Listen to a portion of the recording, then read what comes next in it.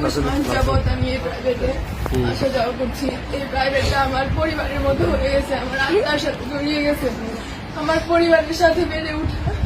আর এই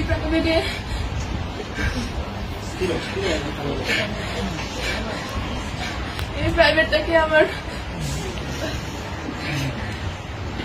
পরিবারের যেহেতু কোনো অংশে কম মনে হয়নি। এই প্রাইভেটের প্রত্যেকটা মানুষ আমার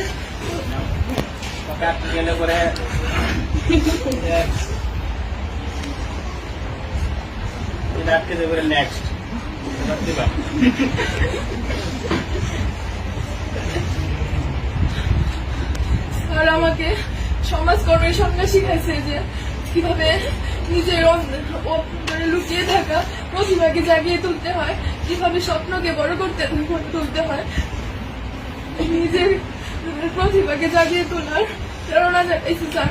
স্যার আমার জীবনের কিংবদন্তি, স্যার আমার জীবনের সেই সমাজকর্মী।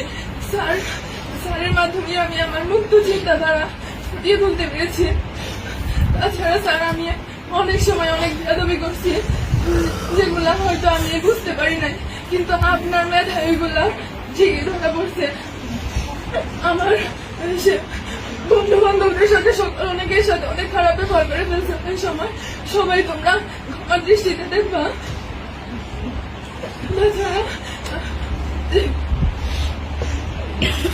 মাফিয়া তুলি যদি তোরা আমার জীবনে অনেক ফ্রেন্ড ছিল, কিন্তু তোদের মতো কেউ হবে না রে। প্রতিটা মুহূর্তে আমি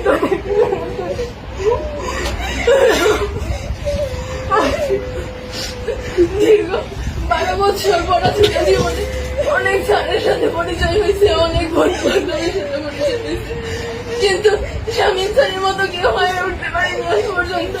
আর তোদের মতো ফ্রেন্ড আজ পর্যন্ত হয়ে উঠতে পারেনি। আমি ক্লাসের মধ্যে অনেক কথা কাউন্টার দিতাম যাতে অনেকে বিরক্ত হতাম।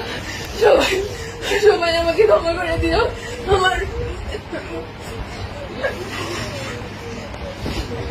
স্যার, আমি সবসময় আপনার থেকে সকল ধরনের সাপোর্ট পাই আসছি স্যার।